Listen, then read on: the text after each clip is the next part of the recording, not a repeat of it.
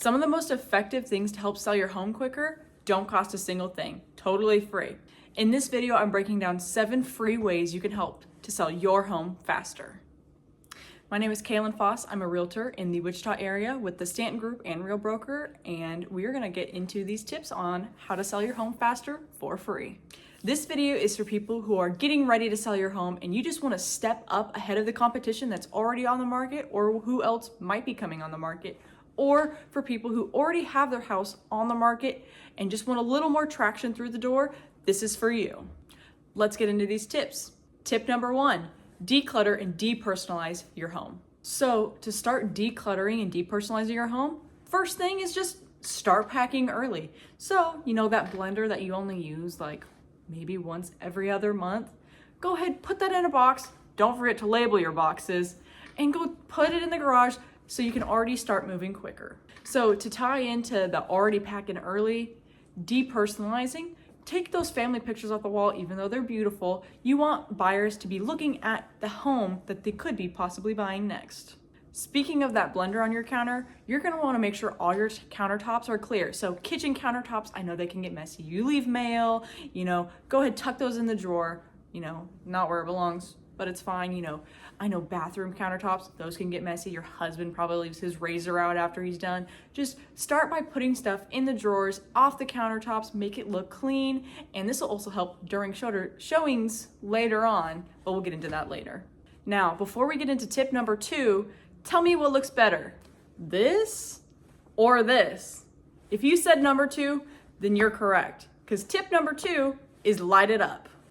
So what you're gonna wanna do for this tip is before showings, you're gonna wanna open all the blinds, turn the lights on. This can be really helpful if a buyer is doing a showing in the nighttime. If all the lights are already on, it's very welcoming and it's very inviting for them to come check it out. Now, I know I said this whole thing is free, all 7 tips, but this one small thing just costs you a little bit more, and it's having no burnt out bulbs or having matching bulbs in your house. Take a look at this. Having a bulb burnt out doesn't look that great. So what you're gonna wanna do is just make sure all those bulbs are bright and beautiful and look the same. And look, even with just the one light bulb out, look how much of a difference there is versus all 3 lights being on versus just one being out.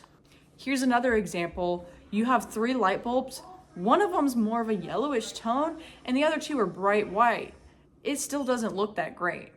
So now you can see how different it looks with all 3 lights lit up bright matching versus one light being out and having one that's a different color.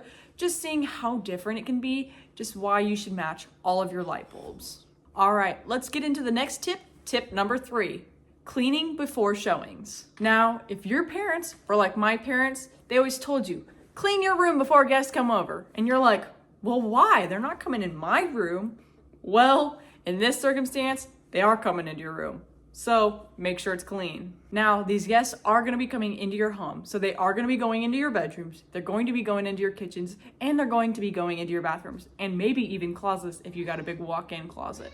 So for your kitchen, putting dirty dishes away. Doesn't matter if you load them in the dishwasher and don't even start the dishwasher. That's totally up to you. But if they're clean, make sure you put those away and get them out of the way. For bedrooms, making sure your bed is made, making sure dirty laundry's put up, even clean clothes, make sure those are put up, as well as those closets, because I know I keep my laundry basket in my closet too. Tip number 4 is about pets. And I know, I have my cat and I love her, but you're gonna wanna remove evidence of all pets. The reason why number 4 is so important is mainly for the safety of your pet. I've gone on plenty of showings with buyers and there's animals in the home, whether it be, snakes, cats, dogs. One of the main things is having a cat or a dog who's a runner and you open the door and they bolt. Then you spend the first 15 minutes of your hour-long showing trying to chase someone else's cat down just to bring him inside. As an animal lover myself, when I see an animal, the first thing I want to do is, pet it, play with it, and do whatever. But this time is for showing, so it's time for me to help my buyer look at the home and enjoy the home itself. Another thing is I've gone into homes before and you see cats and then you smell cats, and most people don't like the smell of cats. Or there's a dog in the cage and you see this dog and you're distracted by it, or worst case, the dog's sitting in the cage howling and it's not very pleasant to be around.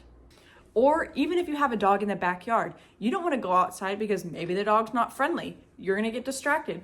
Or landmines, and you don't want to step in a landmine. And if you're outside looking at the backyard, you're not going to be watching for landmines. You're going to be watching the house. So that's the downside of having your pets in the home. So here's what you're going to want to do for showings. So when you have pets and you have showings, you want to remove all evidence of pets. Hide their water bowls, hide their food bowls. Take your animals with you on the showings for their safety and so the buyer can enjoy their experience at your home. And of course, don't forget to bring those furry friends with you so they can be safe with you. Tip number 5, being flexible with showings. Now, this tip is probably one of the most important of all these tips, so hear me out. So my first example is a listing I had last year. I had this doctor and his wife. The doctor, he had work, and then his wife, due to her health, she stayed home. So for showings, he wanted 24 hours notice, and we advised against it, but we ended up sticking with it for the first 2 days. We did 24 hours notice, and we got little to no showings. So after those first 2 days, I had to sit down and talk with the doctor and was like, hey, is there any way we could work this out? I know it's difficult. You have your job, you have your wife, you have your dog, you have all this stuff you have to do, and you have to drive him around for an hour.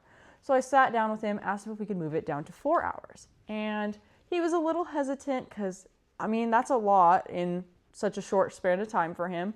But we worked it out, and we also asked, hey, do you have another family member, somebody who can come pick up your wife and your dog so you don't have to leave work and just make it a little bit easier? And luckily, he had his grandson who was able to come pick up his wife and pick up the dog and distract him for the hour that the showing was for. So by doing that, by lowering the time from the 24 hours to the 4 hours, we made the home more accessible for more buyers, and showings went up significantly. If you make your home difficult to show so they can't even come in for a showing without it being difficult, even if they do come see the showing and it's difficult, what are they going to think for the rest of the process? If the first step was difficult, how's the rest of the process going to look? Is the rest going to be difficult? And that's going to be on the back of their mind thinking about that. And last but not least, for showings, the only reason you don't want to accept a showing, because you want to accept all showings, you want to make people come look at your house, only thing is if there's a dead body on the floor. If there's some big emergency like that, is the only reason you should ever decline a showing. Tip number 6, make your listing photos count. Now, the reason I say make your listing photos count is because this is the most important thing. It is the first and it is the last showing a buyer will have on your home. Before they come look at your home, what do? They look at the listing pictures. The last thing they do, they look at the listing pictures again. They're showing their family members, they're showing their friends, hey, look at this. And they're showing them the listing pictures. Since I'm not a professional photographer, I will hire a professional photographer to come take the pictures and make your house look beautiful. But what you have to do to make your house look beautiful is pretty much use all the previous tips we've given you and put those into play. So deep clean your entire home before the pictures are taken, take care of any little things that might be on the way, hide what you can. If you can't hide it, just do your best. So remember, declutter, move stuff that doesn't need to be there out of the way, hide your pets' stuff, hide your pets in general, clean the counters, mop the floors, vacuum, whatever, clean up the backyard because there is going to be pictures outside of the back of the house and the front of the house. So make sure you take care of that as well. And of course, for the professional figures, you're going to want as much lighting as possible. So you're going to want windows open, you're going to want lights on, draw the blinds, open up the windows, make it bright, make it beautiful, make it welcoming for these buyers that are going to come look at your home. This also includes hiding your garbage cans. Hide them in the garage if you have to. Most of the time, they don't take pictures inside the garage. So hide them, don't leave them outside the house, don't leave them on the curb because there's going to be overhead pictures of the home as well. On to our last, final step, number 7, which I would argue is the most important step because all the other ones is about, the presentation, cleaning, hiding, decluttering stuff. But number 7 is pricing your home right from the beginning. This is the number one thing that can turn buyers away from even just coming to look at your home. Now, I could make a whole long video about pricing your home, but we're just gonna cut it real short, real quick, make this really simple. The best example I can give you is say you're sitting at your house, you're looking at 2 different car dealership websites. One that has a car listed for $40,000, which is about the reasonable price that you'd think for it, and one that's listed for $20,000 more. So we got $60,000. Are you going to take time out of your day to go look at this car that's priced way higher? Or are you going to go look at this one that's reasonably priced? Most people are not going to go look at that $60,000 one. They're going to go look at the $40,000 one. And the same applies for when you're selling your home. When people are shopping on Zillow or Realtor.com or wherever they're shopping, if they see two homes that are in about the same condition, have about maybe the same amount of bedrooms, bathrooms, and whatnot, if one's listed $20,000 more than this one, are people going to want to come look at this home? Most likely not. They're going to go look at the one that's more reasonably priced. So do the same with your house when you're selling it. I'm going to show you this little example right here. We're going fishing, okay? So you have the top one, which your bait's right up there at the top. It's a little too close to your boat, and it's really far away from all the fish. So you might get a nibble here or there, but you're probably not going to get a good bite that you could grab out of there. Now, if you price it right there at the middle, yeah, you're going to get a few more fish there, maybe a good bite, but you might not get something too big, not too great. But if you price it right here at the very, very bottom, that's where all the fish are. All the fish are going to be right there biting, which means you're most likely going to get better, stronger offers, more offers so you can pick from those, and less days on the market. And less days on the market means buyers aren't looking at, oh, there's more than 30 plus days on market.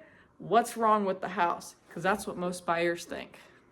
If you do these 7 things, you're already going to be ahead of most sellers who are already on the market or who are about to go on the market. These small tips can seriously change how buyers feel about your home and think of your home when they walk through those doors. So now that I've given you all these tips, selling doesn't have to be overwhelming. It just needs to be intentional. And if this was helpful to you, make sure you like, subscribe, and share it to someone who might be thinking about selling as well.